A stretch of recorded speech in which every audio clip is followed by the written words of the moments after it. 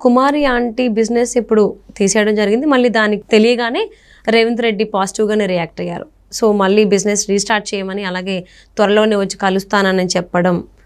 ఆ విషయం తెలిసిన తర్వాత నిరుద్యోగులంతా కుమారి ఆంటీ దగ్గరికి వెళ్ళి వినతి పత్రాలను ఇవ్వడం ఇవన్నీ జరుగుతున్నాయి. అంటే వాళ్ళు అది అలా చేయడం ఎంతవరకు కరెక్ట్ అంటారు? అసలు ఏంటి మీ ఉద్దేశం ఏంటి? యాక్చువల్గా కుమారి గురించి మాట్లాడుకుంటే ఒక క్రోనలాజికల్ ఆర్డర్లో సింపుల్గా చెప్పాలి అనుకుంటే ఎప్పుడో 13 ఏళ్ళ క్రితం వచ్చింది సిటీకి.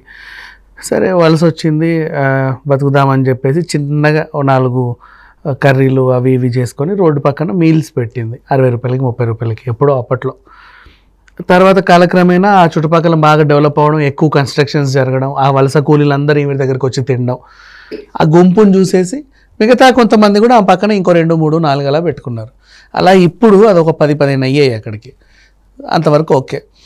ఈ 15 ఉన్నాయి కదా, వీళ్ళందరూ కూడా అసలు ముందు వచ్చింది నన్ను చూసి వీళ్ళందరూ పెట్టారు, నేను బొమ్మంటే పోరు, ఎందుకంటే నీలాగే మేము వచ్చామని ఎదురు తిరుగుతారు.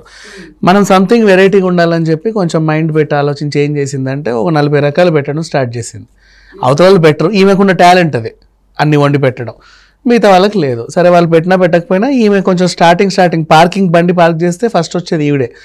సో జనాలు వీళ్ళు వాళ్ళకి చెప్పి వాళ్ళు, పైగా ఈమెకు ఆప్యాయంగా పలకరింపు, నాన్న కూర్చొని నన్ను నోట్లో ముద్ద పెట్టి తినిపించినట్టు మాట్లాడొద్దు. సో ఆ రకంగా జనాలు వస్తూ ఉంటారు. బాగానే నడిచింది. నెక్స్ట్ కొన్నాళ్ళకి మనకి యూట్యూబ్లలో ఫుడ్ వ్లాగ్స్ వచ్చేవి, అందరు రోడ్ సైడ్ స్ట్రీట్ ఫుడ్స్ అన్నీ కవర్ చేసేవాళ్ళు. అలా ఈవిడ దగ్గరికి కూడా కొంతమంది వెళ్ళేసరికి కొంచెం ఆ వీడియో కాస్త వైరల్ అయింది. అట్లా అవుతా ఈవిడది ఒక డైలాగ్ బాగా ఇన్స్టాలో ఎక్కువ ఫేమస్ అయిపోయింది. మీది మొత్తం 1000 రూపాయల బిల్ అయింది, 2 లివర్ ఎక్స్ట్రా అనేది కథం. అది బాగా వైరల్ అయిన తర్వాత అనుకోకుండా మన శివజ్యోతి వెళ్ళింది, సావిత్రి శివజ్యోతి వెళ్ళేసి కవర్ చేసేసరికి ఆమెను చూసి ఇంకొంతమంది మొత్తం అందరూ ఎగబడ్డారు. రోజు ఆమె స్టాల్ దగ్గర తినేవాళ్ళు ఒక 10 మంది ఉంటే యూట్యూబ్ వాళ్ళు కూడా 10 మంది ఉండేవాళ్ళు, ఆమెను చూడడానికి ఒక 40 మంది ఉండేవాళ్ళు. అట్లా బాగా ఫేమస్ అయిపోయింది. నెక్స్ట్ అది ట్రాఫిక్ జామ్కి ఇబ్బంది అయింది కాబట్టి మన వాళ్ళు కూడా బండ్లు వేసుకొని వెళ్ళడం. ఇప్పుడు మనం ఎంత కాదనుకున్నా ప్రతి ఒక్కడు ఒక టాటా వేసుకొని వెళ్తాడు. మొత్తం ఆ యూట్యూబ్ ఛానల్ వాళ్ళ బండ్లో 10, వీళ్ళయో 10, అన్నీ కలిపి ఫుల్ ట్రాఫిక్ జామ్ అయ్యేసరికి ఆవిడ పెట్టినప్పుడు అది బాగానే ఉండే, కానీ ఇప్పుడు ఈ నార్బిట్ దగ్గర అది మెయిన్ సర్కిల్ అయిపోయింది. ఐటీసీ కోహినూర్ పడ్డాక ఈవెన్ ఎలాగైనా ఇక్కడ నుంచి ట్రాఫిక్ని సిగ్నల్ క్లియర్ చేయాలని చెప్పేసి పోలీస్ వాళ్ళు అనుకోవడం. నెంబర్ 2, ఈవిడ వల్ల చుట్టుపక్కల వాళ్ళకి బిజినెస్ అవ్వట్లా, ఆ మెయిన్ రెస్టారెంట్కి బిజినెస్ అవ్వట్లా. ఆ హోటల్ వాళ్ళందరూ కూడా ఒక యూనియన్లా ఏర్పడి ఈవెన్ అక్కడ నుంచి ఎటు చేసి పంపించేద్దాం అన్నట్లుగా వాళ్ళది. అంటే ఎవడొచ్చినా రోడ్డు పక్కన ఎంత రిచ్ వాడైనా సరే కార్ ఆపుకొని అక్కడ తినేసి వెళ్తున్నాడు ఓ సెల్ఫీ దిగి. అంటే వాళ్ళ రెస్టారెంట్లో ఎంత ఇంటీరియర్ పెట్టినా వచ్చి చావట్లా. సో పీపుల్ వాళ్ళకు కూడా మండింది.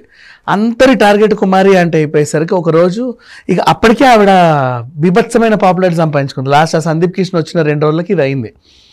ఆ పాపులారిటీ ఎక్కడికో వెళ్ళిపోయేసరికి ఇక ఆమె మద్దతుదారులు అందరూ కూడా వచ్చి అయ్యో కుమారి అంటే కుమారి ఆంటీ బిజినెస్ ఆగిపోయింది, కుమారి ఆంటీ తెరిచింది, కుమారి ఆంటీ వచ్చింది, కుమారి ఆంటీ నవ్వింది, అన్నీ వింతే వీళ్ళకి. సో ఆ బిజినెస్ ఆగిపోయింది అనగానే రేవంత్ రెడ్డి గారు స్పందించారు. ఆయన ఎందుకు స్పందించాల్సి వచ్చింది అంటే అప్పుడప్పుడే మహాలక్ష్మి పథకము, ఆడవాళ్ళకి ఈ పథకము, ఫ్రీ బస్సు ఇవన్నీ పెడుతున్నాడు. నిన్నగాక మొన్నే గ్యాస్ సిలిండర్లు కూడా అనౌన్స్ చేశాడు. ఇవన్నీ చేసిన తర్వాత తెల్లారేసరికి ఈ ప్రాబ్లం వచ్చింది. ఒక మహిళకి అన్యాయం జరిగింది, పైగా చిన్న పరిశ్రమ రోడ్డు పక్కన ఏదో అమ్ముకుంటుంది. మనం ఈ టైంలో స్పందిస్తే మంచి మైలేజ్ అన్నీ బాగానే ఉంటాయి, పైగా ఆమె లైమ్ లైట్లో ఉంది అనుకుని ఆయన స్పందించాడు. అది కాస్త బెడిసి కొట్టింది.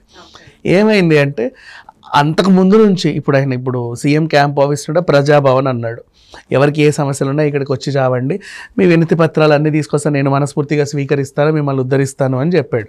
కానీ ఇక్కడ జరిగింది ఏంటి ఉల్టా, వాళ్ళు ఎప్పటి నుంచో తిరుగుతున్నా వాళ్ళకి న్యాయం జరగట్లేదు అని చెప్పేసి తిరిగే వాళ్ళు కొంతమంది ఉంటారు కదా, వాళ్ళందరూ ఏం చేశారు, అక్కడికి ప్రజాభవన్కి వెళ్తే స్పందించని రేవంత్ రెడ్డి కుమారి ఆంటీ దగ్గరికి వెళ్తే స్పందిస్తాడని వీళ్ళందరూ అక్కడికి వచ్చి ధర్నా చేయడం స్టార్ట్ చేశాడు. యాక్చువల్గా మనకు ధర్నా చౌక్ ఒకటి ఏడ్చింది ఇందిరా పార్క్ దగ్గర. ఎవడైనా ధర్నాలు చేసుకోవాలంటే అక్కడికి వెళ్ళి చేసుకోవచ్చు యథేచ్ఛగా, ఆ ప్లేస్ వాళ్ళకి అంకితం. సో అది వదిలేశారు. లేదు అంటే ఏ ప్రగతి భవన్కో లేకపోతే ఇంకే భవన్కో వెళ్ళేసి గొడవలు చేయొచ్చు. అదా కూడా కాదు, అసెంబ్లీకి వెళ్ళి గొడవలు చేయొచ్చు. అవి కూడా కాకుండా ఇప్పుడు ఏంటంటే ఇట్లాంటి వాటి అన్నిటికీ కేంద్ర బిందువు అంటే మోస్ట్లీ ఎవరిని టచ్ చేస్తే సీఎం కూడా దిగి వస్తున్నాడో వాళ్ళది పట్టుకొని కుమారి ఆంటీ దగ్గరికి వచ్చారు.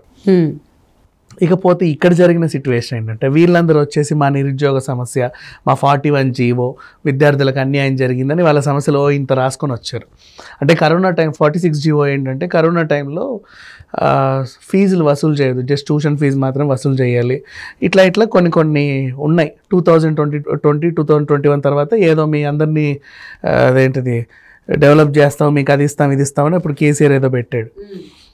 అది ఇప్పటిదాకా అమలు పరచలా, పైగా సీఎం కూడా మారాల్సి వచ్చింది.